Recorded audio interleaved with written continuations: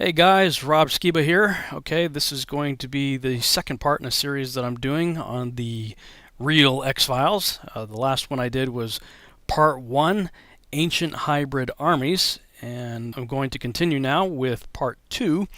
This presentation will deal with modern hybridization, and in part three we'll get into the issue of little green men. I was going to include it in this one, but then this one got too long, so I went ahead and made plans for part three that would be just about the little green men, and what was going to be part three is now going to be part four. But all of this is in response to a speech given by U.S. Army General Milley to some ROTC cadets. And just to refresh everyone's memory, here's a little clip from that speech. If the world of 1916 was complex, or the world of 1945 was complex, the world of 2016 is intensely complex. And I can tell you that from personal experience, and I know there's many others who can tell you that as well. And you will graduate and be in that world, and you're going to be leading the soldiers and the sailors, the airmen and the Marines in that world. You'll be dealing with terrorists. You'll be dealing with hybrid armies. You'll be dealing with little green men. You're going to be dealing with tribes. You'll be dealing with national leaders and local leaders. You'll be dealing with politics and economics. And you'll be dealing with direct fire and indirect fire. And you're going to be dealing with it all. And it's all going to be dealt with simultaneously. And of course, many people have reported on this story, although it has been, at least in the mind of some, sufficiently debunked regarding what the general actually meant. For instance, there was a video put out by Skywatch TV in which Derek Gilbert gave this response. These phrases, hybrid armies and little green men, are common in today's military. Hybrid army is a fighting force that incorporates non-traditional elements like drones, robotic weapons, or even private security contractors into the mix. And little green men was a term that developed a couple of years ago when fighting broke out in Ukraine. The separatists were augmented by Russian soldiers wearing masks and plain, unmarked green uniforms. Clearly fighting men, but not obviously identifiable as Russian. Little green men. So, General Milley didn't mean what the internet thinks he meant. Of course, he then goes on to talk about that doesn't negate the fact that DARPA and organizations like that are in fact creating super soldiers, and Skywatch TV and the people over there are very much on the leading edge of research and reporting on the transhumanist movement. So they clearly understand all of that, although Derek was just saying, officially, the terms hybrid armies and little green men are common terms apparently used in the military. Now, having been in the military myself, I know that they use code words and different phrases and words that don't necessarily mean the same thing in a military context that they would mean to the average person out on the street. But what I was saying in part one and putting forward for you to consider is, could this all be a psyop? Everybody likes to talk about psyops these days. Oh, that's a psyop. That's a psyop. You're just involved with a psyop. You're a victim of a psyop.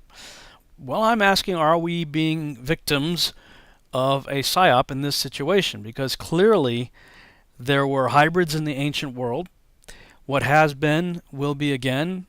We know that Yeshua said in Matthew 24:37, as it was in the days of Noah, so shall it be at the coming of the Son of Man, that the last days would be likened unto the days of Noah. And in part one, I went through a whole bunch of stuff showing what was going on in, I believe, the last 120 years leading up to the flood, that being transhumanism in the ancient world, and how it continued in the post-flood world. Well, now I'm going to segue into laying out sort of a timeline of the 20th century and going into the 21st century. There are a lot of really interesting things. You'll notice that General Milley specifically mentioned two dates, the world of 1916 and the world of 1945. Now, of course, obviously, in a military context, we might be thinking, World War I and World War II. And sure, I can go with that. That's probably what he was talking about. However, there were other things leading up to in between and after those years that are very interesting. So what I'm going to do with this part is just sort of lay out a timeline, highlighting a few what I would consider to be Nephilim-related activities that could shed more light on the terms hybrid armies and little green men. Now let's start to segue into the possibility of the Nephilim returning in the last days. Are they coming back? Well, as we talked about earlier, as it was in the days of Noah, so shall it be in the coming of the Son of Man, right? We are doing genetic manipulation today. That's in the news on a fairly regular basis. In fact, here's a recent article. It was published May 16th by someone named Christine Emba. The headline in the Washington Post reads, "Will technology allow us to transcend the human condition?" This person goes on to say, while it may sound like something straight out of a sci-fi film, the United States intelligence community is considering human augmentation and its possible implications for national security. As described in the National Intelligence Council's 2012 Long-Term Strategic Analysis document, the fifth report of its kind, human augmentation is seen as a game changer. The report detailed the potential benefits of brain-machine interfaces and neuro enhancements, noting that, quote, moral and ethical challenges are inevitable, end quote. The NIC analysts aren't the only ones following the rapid growth of technology. Today, there is an entire movement called transhumanism, dedicated to promoting the use of technological advancements to enhance our physical, intellectual, and psychological capabilities, ultimately transcending the limitations of the human condition. Its proponents claim that within the next several decades, living well beyond the age of 100 will be an achievable goal. You've heard me talk about, as it was in the days of Noah, so shall it be at the coming of the Son of Man. Well, in the days of Noah, Noah lived 950 years, 600 years before the flood and 350 years after the flood. So if we're going to parallel our days, if we believe we're in the last days, at a time when Christ will soon return, with the days of Noah, then longevity has to be a factor. Transhumanism is one of the ways they intend to make that happen. And yet another reason why I believe we are in a repeat of the days of Noah, or at least beginning to enter that phase. Coined by biologist and eugenicist Julian Huxley, brother of author Aldous Huxley, in 1957, transhumanism remained the terrain of science fiction authors and fringe philosophers for the better part of the 20th century. The movement gained broader interest as science advanced, leaping forward in credibility in the 1990s with the invention of the World Wide Web, the sequencing of the human genome, and the exponential growth of computing power. New technologies continue to push the limits of life, and then they go on to talk about CRISPR technologies. Well, if you click on that link, and I'll leave the link to this article in the description below, click on that link, and that's going to take you to this page right here on nature.com. It's a special page on CRISPR technology. Researchers the world over are fast adopting CRISPR-Cas9 to tinker with the genomes of humans, viruses, bacteria, animals, and plants. Nature brings together research, reporting, and expert opinion to keep you abreast of the frontiers of gene editing. And this is what's so disturbing about this is not only is the technology rather inexpensive, it's basically being put into the hands of just about anybody to be able to start playing around with this technology. Here's a bunch of different articles you can read on it. Just click through the links on this page here. Okay, so this stuff is real. This stuff is really happening. Whether you choose to believe it or not, we are in the days when editing genomes and blending of species is becoming easier and easier, just as it was in the days of Noah. Remember I told you that the first generation Nephilim, they killed each other off in a civil war, and the Watchers, their parents, were judged, bound, and buried for how long? 70 generations. Good, you remember. Yeah, 70 generations. That is in 1 Enoch chapter 10, verse 12, It talks about that they shall be bound fast for 70 generations. Well, Psalm 90, verse 10 defines a generation as 70 years, 80 if by strength. If we just go with the 70 times 70, 4,900 years. 4,900 years from 3000 BC, which is when I believe that they were finally all done and buried, leads us up to the beginning of the 1900s. Huh. Interesting.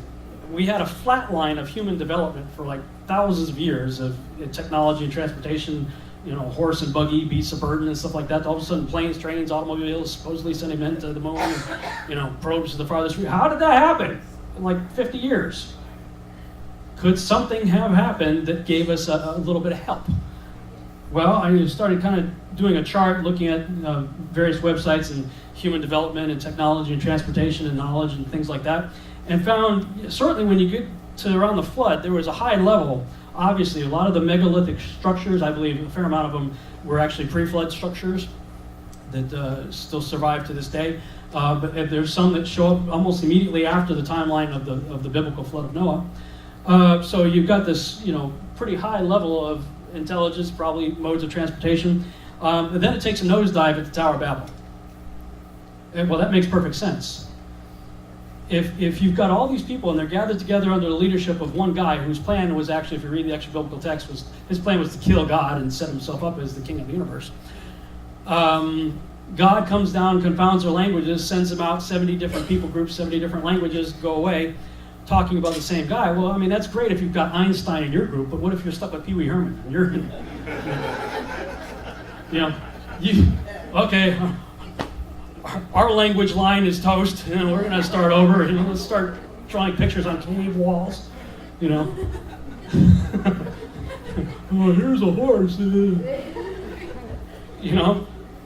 So it was a brilliant plan by God to significantly bring wisdom, understanding, and knowledge down. Because what they were planning very shortly after the flood wasn't good. So the Tower of Babel was a brilliant strategy to limit our wisdom, understanding, and knowledge and things of that nature. And there's a few other spikes throughout time, but for the most part, it's pretty much a straight line till you get to the beginning of the 1900s, and now it's like Moore's Law, right? I mean, everything is just, you buy a computer and it's out of date next week. Something's happened. And so I just speculate and wonder, could it be that we are at the end of the 70 generation timeline and that they are progressively being released? And when you look at, there's one of the fallen angels of the book of Enoch was Kazdaja, and he taught the art of killing babies in the womb. Abortion. So many things we can look at. If you look at what the Watchers were teaching men to do in the book of Enoch, it's what we have learned to do again in the last 100 years or so. And then, boy, you start doing this kind of research and all kinds of things start coming your way. How many of you have ever heard the interview I did with Tim Bentz called Canaanite Altars in the Federal Reserve? Have you heard that? A couple of you? Yeah, if you haven't, you want to go on YouTube and do a search for Canaanite Altars in the Federal Reserve. And just to summarize that, G. Edward Griffin wrote a book called The Creature from Jekyll Island, and that's the term he used for the Federal Reserve. I don't know if he understands just how right he was by calling it that, the creature from Jekyll Island. He says, the Federal Reserve is a hybrid organization. It is a partnership between the federal government and the private banks. When you look at it deeper than that, its essence is neither as a government agency nor a private company. In reality, it is a cartel. And he goes on to expose it. Well, this is an interesting connection that I recently stumbled upon related to the things that we've just been talking about and looking at. Notice that G. Edward Griffin says that the Federal Reserve is a hybrid organization. He didn't mean this the way that I'm looking at it right now, but I doubt that he knows how true that statement actually was. After the last Future Congress conference, it was a big conference we just had here in Dallas in January, I met a man named Tim Bentz. And Tim had experience in finding and destroying Nephilim altars in the Middle East. He'd find these Canaanite altars that were being dug up in different places in the Middle East. And the Bible says destroy those things, tear those things down. And God has called him to do that, to go and wage spiritual warfare, hardcore spiritual warfare against these ancient demonic sites and structures. And I recently had him on my radio show, and you might definitely want to check out. It's a two-part radio interview that I did with Tim Benz. If you go to blogtalkradio.com, blogtalkradio.com/revolutionary radio, and just scroll down and you'll see it's one of the featured episodes. It was called Canaanite Altars and the Federal Reserve. You definitely want to listen to that one. He told me that after dealing with some pretty hardcore spiritual warfare in the Middle East, that the Lord actually called him to go to Jekyll Island, which is where the Federal Reserve was conceived. He went and learned something very interesting about the Fed. He discovered that the buildings that were now there now, were built over an American Indian village. But this was no ordinary American Indian village or tribe. While there, he met a guy who was in charge of a museum on the island, and I'm just going to play a clip from that interview. This is what happened when he met this individual from the museum. At this time, when he first got there to Jekyll Island, he didn't know. He's like, Lord, why am I here? Why are you bringing me to Jekyll Island? And then he found out why the Lord brought him there. He takes me back to the museum, and he said, we got a lot of stuff on the Indians. He said this was actually like the government main community for a tribe of Indians that don't exist anymore. That tribe was called the Timucas. He said the Jekyll Island Club was actually built on top of everything that the Indians had. So they just kind of wiped the village out and built the club on top of it. So wherever the chief's house was, there was a cottage now. Wherever the council house was, there was now the Jekyll Island Hotel. And he said everything that's built and visible today is actually sitting right on top of something that was significant in the Indian village when it existed. And so I said, well, let's look at the museum. I want to see some of the Indian stuff. So we're looking at arrowheads and spear tips. And he said, you want to see the bones? And I said, well, yeah. That sounds, you don't get to see a skeleton very often. I said, are they where we can actually see them, or are they buried? He said, no, they're visible. So they had a burial site that they had been very respectful for when they built the museum. When they found a burial site, they didn't move the bones. They left them where they were. And so I'm looking at 4 skeletons of the Timucua chiefs. And I realized, man, these guys are really tall. And I commented to the guy that, how tall are these guys? They look unusually large. And he said, yeah, they're all about 8 or 8.5 foot tall. He said all the Timucas were unusually tall, even the women. And he said, oh, by the way, I've got a painting that actually shows the Indians. I said, well, I'd like to see that painting then. So he pulls that out. I'm looking at it, and it shows the Indians and all their regalia, and they're dancing around and having some kind of a ceremony. And then I see an altar, and it looks a whole lot like the one that I had dealt with in the Middle East. And I'm looking at the picture, and I'm going, is this an altar? Is this stone like something they're sacrificing on? Because this guy's holding babies in his hands in this picture. He said, yeah, they're cutting those babies, they're hacking those babies up in that painting.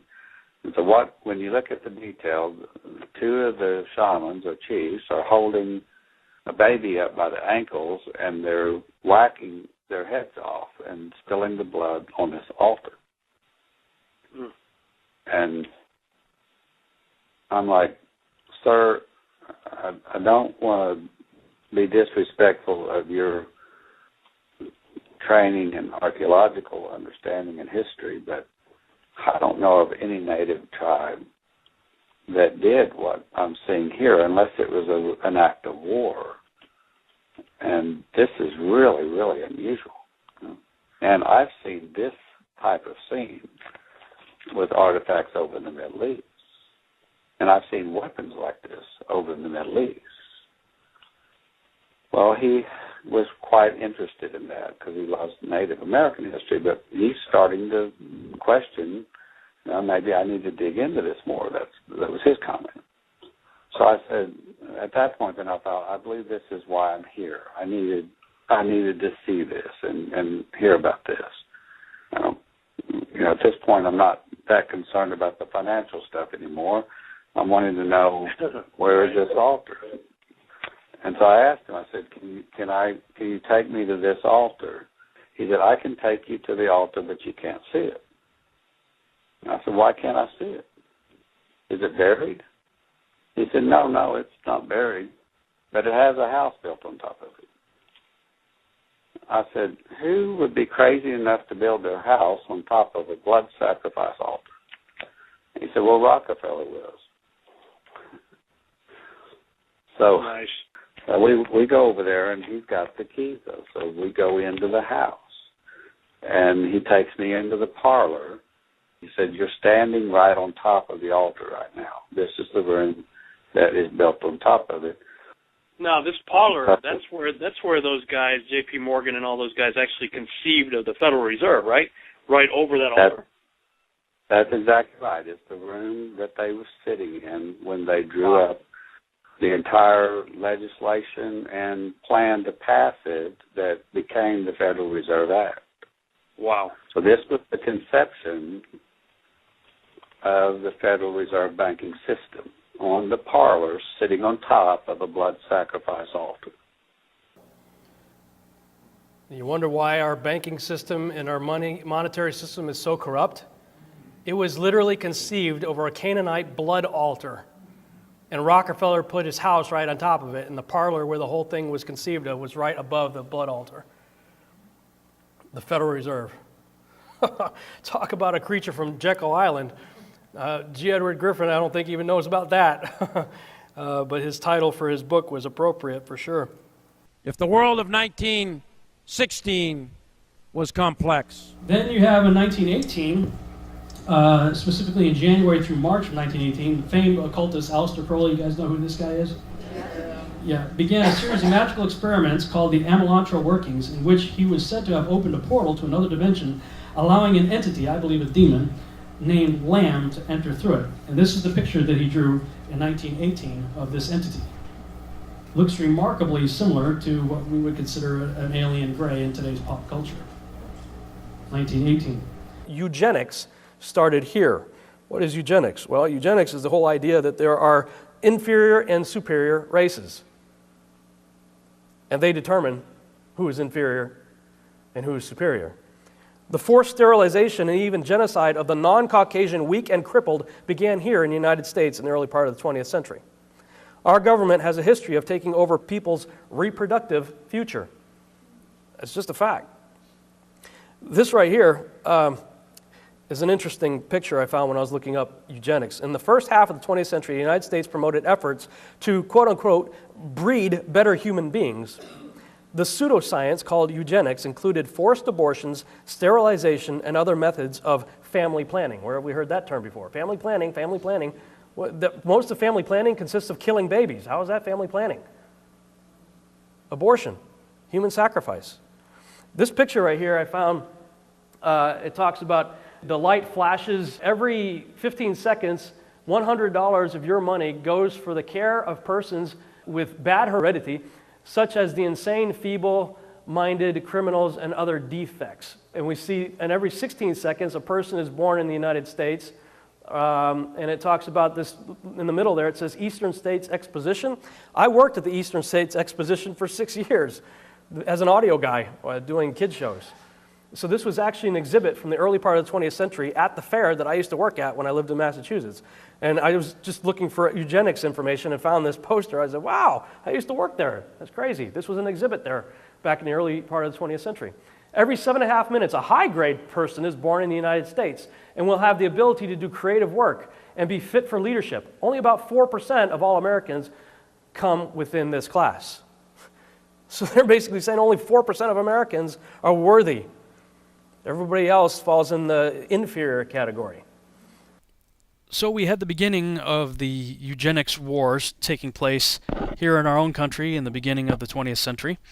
And we weren't the only ones. There were other people who had ideas of messing around with genetics. But in this case, with the Soviet Union in the mid-1920s, check out what they were planning to do with genetic engineering. Sometimes truth may be stranger than fiction. An explosive allegation. Did Soviet scientists try to cross apes and humans to create an army of ape men? Stalin was willing to do things that other people would cringe from doing. Was such an abomination even possible? There's nothing you could do with an ape-human hybrid. They'd rip your arm off. In December of 2005, a fairly innocuous open editorial article appeared in the New York Times by animal psychologist Clive Wynne, commenting on ape-human crossbreeding experiments conducted in Russia in the 1920s. I would say that one can speak of the 1920s as the golden age of Soviet science. Anything was possible.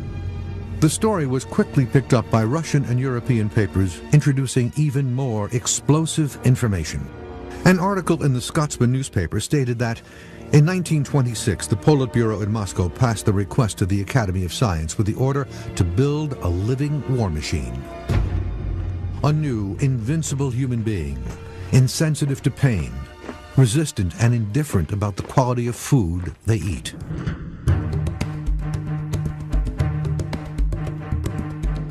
Monster Quest went to Russia to find out how much of the report was true. The results were surprising. It was a very interesting story indeed. Kirill Rosanov is a science historian with the Russian Academy of Sciences in Moscow. In 2002, he says that he uncovered documents revealing that in 1925, Stalin approved a $10,000 grant to a Russian scientist, equivalent to approximately $120,000 today.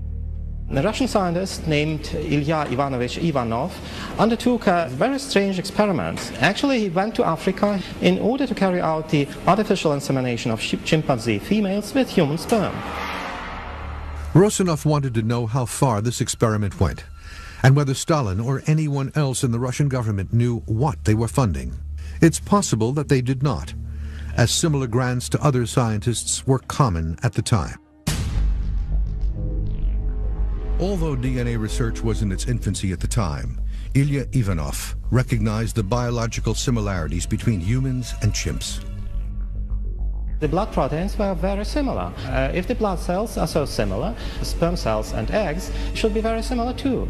And that's why he and other scientists as well thought the experiments could succeed. After the October Revolution in 1917, the Bolsheviks began to reinvent Russia as the powerful industrialized Soviet Union. It was a time of unprecedented change. The Bolsheviks thought of science as a powerful tool to modernize Russia and also to enlighten the Russian people. This was a window of historical possibility. According to Rosanov, the documents reveal it was the French who opened the door for Ivanov. The Pasteur Institute gave him access to their primate facility in Conakry, Guinea, Africa. And in 1926, Ivanov's experiments began. He artificially inseminated 3 chimpanzees over the course of a year. The efforts proved to be futile. On the one hand, he didn't get the hybrids, the viable hybrids. On the other hand, he couldn't exclude the possibility of success, because 3 inseminations, it was too little. Chances for success were rather low. After several attempts and no pregnancies, Ivanov's strategy took a drastic turn. He wanted to inseminate Soviet women with ape sperm. If Stalin really was looking at apes as the perfect breeding stock for a new soldier, he was correct about one thing. They share the same willingness and ability to make war. So you got experiments with eugenics taking place in the United States. You got the beginning of transhumanism and the attempted creation of animal-human hybrid armies over there in Russia. And meanwhile, the Nazis are out there trying to create the Übermensch. The Nazis learned a lot from us. In fact, after World War II, when they were put on trial in Nuremberg for their atrocities and crimes against humanity, they justified their mass sterilization by citing the United States as their inspiration. We learned it from you. And then after the war was over, what do? We brought a whole bunch of them over here under Project Paperclip. Under Project Paperclip, we literally brought over hundreds of Nazis, scientists, and we put them in all the sciences, the field of science, in education, in religion. They thoroughly integrated into our society. The Third Reich just changed their uniform.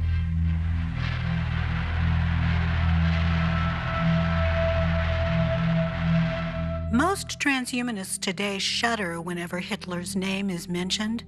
They chafe at any comparison to Germany's eugenics movement, claiming Hitler's evil intentions were rooted more in a desire to conquer than in a vision for a higher form of human being.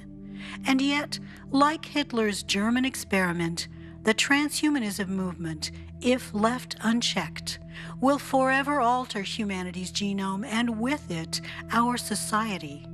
Nietzsche's Übermensch, a German word that literally means Superman, is nothing more than a drive to create a new, improved master race that supplants the old natural man and forever erases Homo sapiens from the planet. If the world of 1945 was complex. Then, of course, we have the Dead Sea Scrolls popping out, 1946, 1956. A collection of 981 texts, and among those texts are books like Enoch and things like that show up. And then around that same time, you have Jack Parsons, right, founder of Jet Propulsion Laboratory.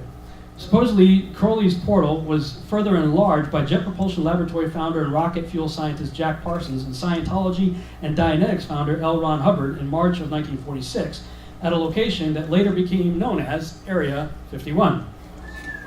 Their experiment was called the Babylon working, and like the Amelantra working, it was based on ceremonial sex magic. Unlike Crowley, however, they were not as adept at opening and closing portals. Theirs apparently stayed open, and the modern UFO era began 1 year later in 1947, the same year Crowley died. So, I'm just looking at this stuff, looking at the evidence, going, well, is it just a coincidence right around the same time as the modern era of UFOs and alien abduction activity and all that just so happens to be at the same time these ancient texts are found that help us to explain and understand what all this stuff really is? I don't think that's just a coincidence. I think God's helping us out here. Again, I'm going to remind you, the days of Jared versus the days of Noah. The days of Noah is what Yeshua said that the last days would be like. The days of Jared were marked by the mating of angels and humans. However, the days of Noah were marked by the creation of animal-human hybrids that brought about the corruption of all flesh that we read about in Genesis 6:12, which ultimately led to God's judgment with the flood. So if I'm just to take Jesus' words quite literally in Matthew 24:37, again, all I have to do is turn on the evening news. It's happening. And we're hearing more and more about transhumanism, which I believe is a doctrine of devils. When you look at the promises of Satan in the garden, Genesis chapter 3, right? It says, "And the serpent said unto the woman, You shall not surely die, for God doth know that in the day ye eat thereof, then your eyes shall be opened, and ye shall be as gods, knowing good and evil." Got three promises there, don't we? We got a promise of immortality. Your eyes are going to be open. You have greater wisdom, understanding, knowledge, and you shall be as gods. You know what I find funny about that? Adam and Eve already had all three. They had it already. Immortality, death didn't come till after they sinned, right? Your eyes being open, greater wisdom, understanding, knowledge. They were walking in the garden with God. Hey, God, how did the Pleiades happen? What's up with the Milky Way? Well, let me tell you, Adam. How much more do you need? Walking with God, the creator of the universe. You shall be as gods. They were already made in the image and likeness of God. Right? So the devil tempted them with three things they already had. They believed him, they fell, and man's been trying to get all that stuff back ever since. And here's the proof of it. This is a clip by Professor Nick Bostrom. Keep these three promises of the serpent in mind. Immortality, greater understanding, wisdom, and be like gods. Check this out. What I'm really interested in is to try to understand the bigger picture for humanity, our place in the world, and what might lie in store for our species in the future. Particularly the way we might use technologies to enhance ourselves or to go beyond what we currently think of as our human nature, whether it might be by radically extending the human lifespan through solving the problem of aging, or increasing our intellectual capacities, improving our memory, or taking control of our own emotional states. I think that we are right now in a transitional phase where before the end of this century we will either have gone extinct or we will have most likely taken the step to become what you might call transhumans or posthumans, or just very enhanced humans that have reached their full potential. The three promises in the same order! I'm like, holy cow, look at that. This guy just gave the same exact three promises in the same order. Wow. And if you go to his website and check out what these guys are doing, I mean, this guy is Professor Nick Bostrom, right? Professor of Humanities and things of that nature. And he's got this chart on his website where he says, if you see that the little circle there on the bottom right, that's what's acceptable or accessible to humans. That's what we can see, hear, taste, touch, smell. That's what our senses, what's available to us as humans. The animal kingdom has that larger, darker oval right there. We know that some, animals can see in different frequencies than we can, hear in different frequencies, a sonar of a dolphin, radar of a bat, things like that. They have other abilities that we don't have, right? And he says, well, if we could blend our genes with the genes of these animals and maybe give ourselves some of these attributes, then transhumans could have this big orange circle right here. We could have all kinds of abilities if we start blending them together. And if we keep doing it, then eventually when we all become post-humans, then we'd have this huge oval right here available to us, and we will basically be gods. That's what they're saying. These are some of the brightest minds out there, in science, working together toward this end. We are in the days of Noah right now. And here's further evidence of that. Plans to allow scientists to create embryos that are part human and part animal are set for approval by the official regulator in Britain. These hybrid embryos are seen by the country's leading scientists as a vital step in the search for cures for diseases such as Parkinson's and Alzheimer's. It's a highly controversial procedure and is banned in some European countries. Our medical correspondent Fergus Walsh has the story. This embryo is part mouse, part cow.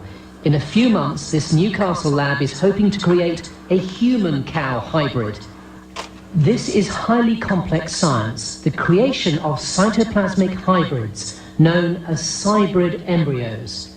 The starting point is a cow's egg, which is cut open by a laser.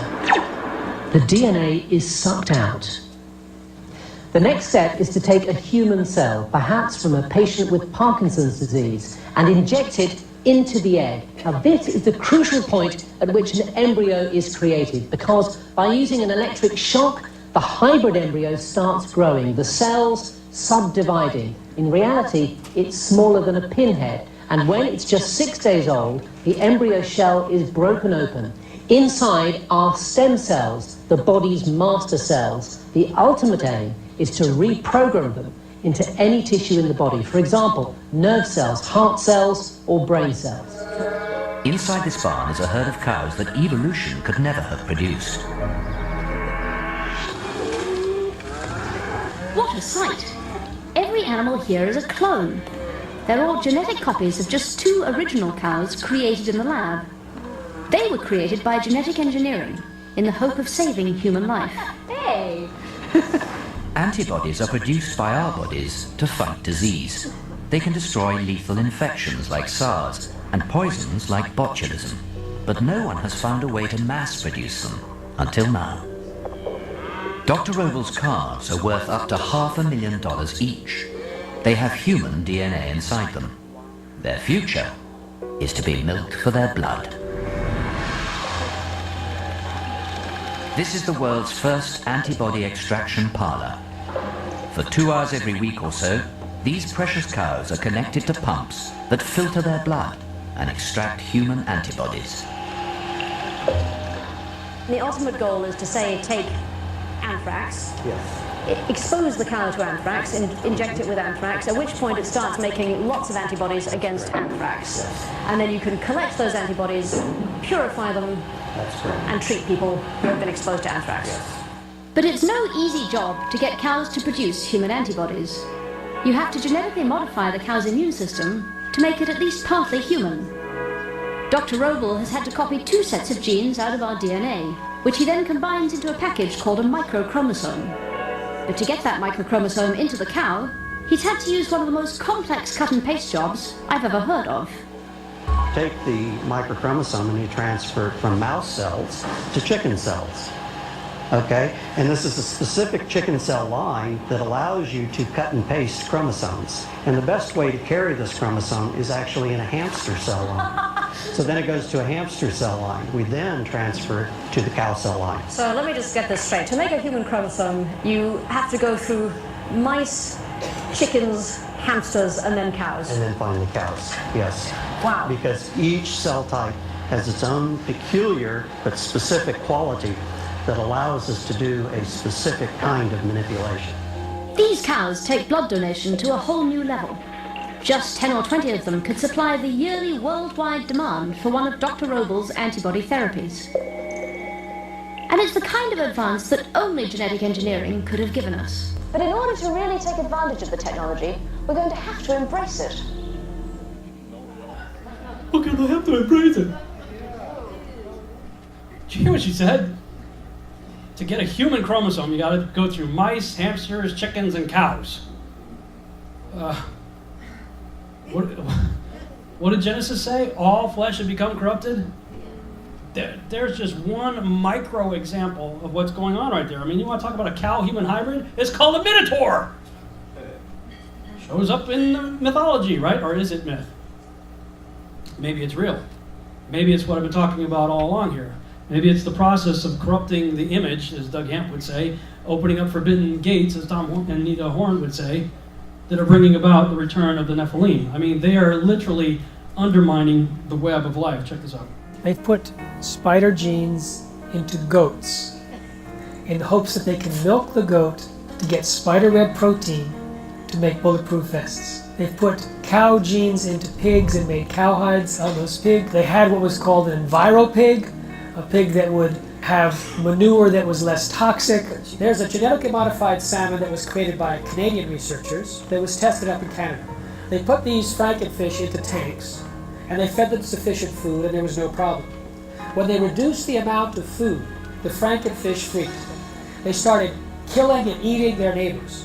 So what happens if the FDA approves these frankenfish and let's say they escape into the ocean? I don't know what's worse, the extinction of natural salmon or the roving of these frankenfish going around and killing and attacking other species and changing the whole ecosystem balance. They both have a mating advantage because they're larger, but they have a survival disadvantage. And it's that combination that should a male transgenic fish escape into the wild cause the rapid collapse and extinction of both transgenic and wild fish in as little as 50 generations. We are now leading the world into the 6th mass extinction of life on this planet. 5 times in the history of this planet, life essentially got wiped out and started all over again. The 5 previous mass extinctions are attributed to things like comets or asteroids hitting the Earth and destroying the environment. We are now deep into the 6th mass extinction of life on this planet. We are losing species of organisms faster than even in the previous 5 mass extinctions. But the source of the problem is much closer home than a comet or an asteroid. Science has recognized that it's human behavior that is undermining the web of life. Of course, I don't agree with this evolutionary idea of major extinctions. I mean, I believe in the flood, and okay, but look at what they're doing. Yeah, and regarding the EnviroPig, the way they created EnviroPig to create a pig that's less toxic, because how do we know God gave us instructions on what is good to eat and what is not? It's not to be mean. It's because he knows how he made and how he created his creatures and how he created our body and what's compatible for it. Right? He knows what's good for us and what's not good for us. And they're called clean and unclean foods. And Jesus didn't change that. He didn't say, you know what, I'm going to just change everything my Father did.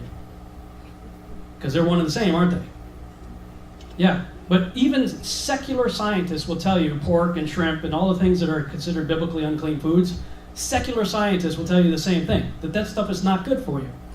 So recognizing that pork is not good for us, they tried to create EnviroPig. You know how they did it? They did it by blending the genetics of a mouse with a pig. Well, go read Isaiah chapter 65 and 66. And God talks about those who eat the swine's flesh and the mouse. And that he's going to wipe people out. And God's pretty ticked off. This is in a apocalyptic, prophetic, not yet happened context. And he's really upset with people that eat swine, and specifically now that eat enviro pig. Very interesting. And then there's a whole other side of all this, and that's the corruption of all flesh through cloning and the merging with machines.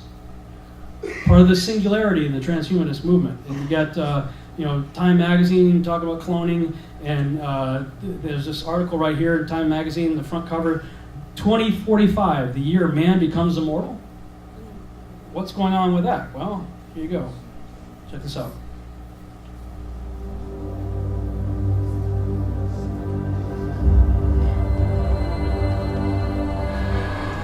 We are going to get to the Terminator scenario. That's what I see. Intelligent machines calling the shots. Humans, some subservient slaves is the best. Maybe on farms if we're lucky and so on. Looking at how we are ourselves now, I don't think the future is good. If you are a human after the singularity, forget it. There are certainly some humans that are against having implants, that are against becoming a cyborg and having extra abilities.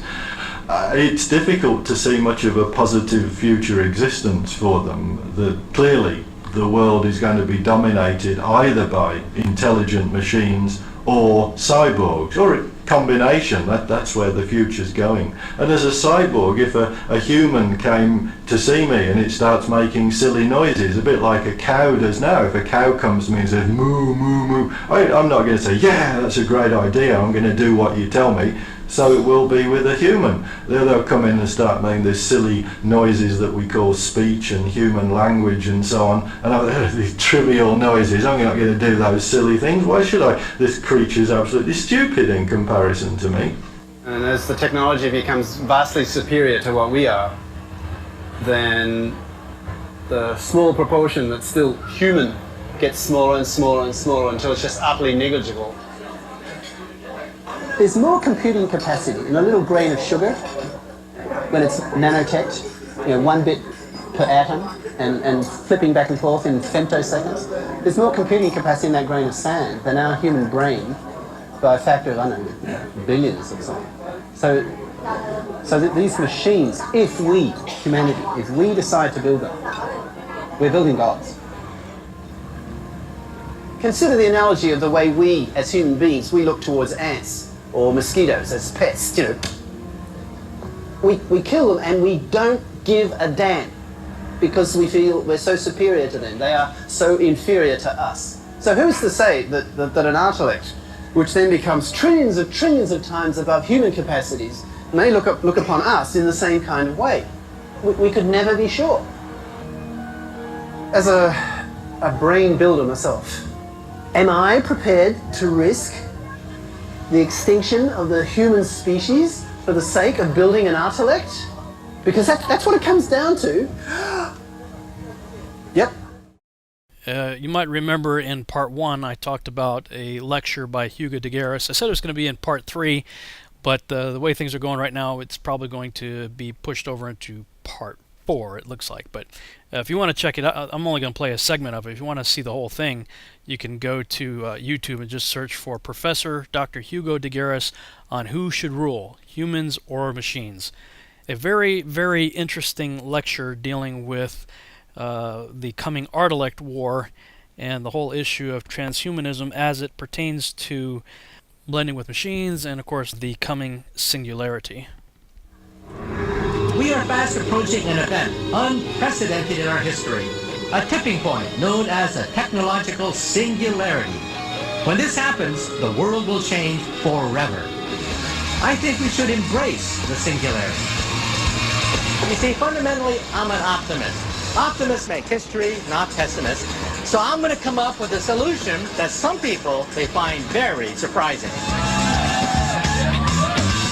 Today, I want to address one urgent question as computer power races ahead.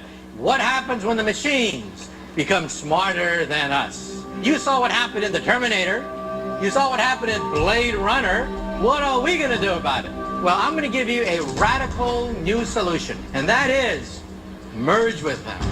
First, this is the human brain, the most complex object in our sector of the galaxy. 100 billion neurons that can be scanned by MRI, neuron for neuron. This means we can digitize all the information we accumulate during our lives and upload it into a giant mother computer, a vast database of all human knowledge. A resource we could share by downloading programs we want to give us instant knowledge. So when the singularity arrives, we will be in control. By merging with machines, we will enter a new age of superhuman existence. Then in the post-human era, we become Homo superior. We become a new species. We're talking about humanity becoming like the gods. What do you think? Sign up. Oh yeah. Woo! Well, you know the sales pitch is going to be really enticing. You tell me what kid doesn't want to be an X-Men? Right? Yeah, Cyborg or Spider-Man or any of that stuff. We see it's very appealing. And in Christian, it's going to be appealing to you too. Just imagine, you could download the whole Bible into your head and have total recall and know all of it with every commentary ever written and know Hebrew, Greek, and Aramaic and all of it perfectly in 5 minutes. How cool would that be? Just plug in. The sales pitch is going to be there. It's going to be enticing. That's why I think people were willingly engaging in this activity in the pre-flood world. Why wouldn't they? Let's do it. Yeah, that'd be awesome. We'll be like the gods. If you haven't checked it out, go to 2045.com, 2045.com, and read about the Strategic Social Initiative. Or better yet, here's a quick clip. Let them speak for themselves about this 2045 Strategic Social Initiative. 2013 to 2014, new centers working on cybernetic technologies for the development of radical life extension rise. The race for immortality starts. 2015 to 2020, the Avatar is created, a robotic human copy controlled by thought via brain-computer interface. It becomes as popular as a car. In Russia and in the world appear, in testing mode, several breakthrough projects. Android robots to replace people in manufacturing tasks. Android robot servants for every home. Thought-controlled avatars to provide telepresence in any place of the world and abolish the need for business trips. Flying cars. Thought-driven mobile communications built into the body or sprayed onto the skin. 2020 to 2025. An autonomous system providing life support for the brain and allowing it interaction with the environment is created. The brain is transplanted into an Avatar B. With Avatar B, man receives new, expanded life. 2025. The new generation of avatars provides complete transmission of sensations from all 5 sensory robot organs to the operator. 2030 to 2035. Rebrain. The colossal project of brain reverse engineering is implemented. World science comes very close to understanding the principles of consciousness. 2035. The first successful attempt to transfer one's personality to an alternative carrier. The epoch of cybernetic immortality begins.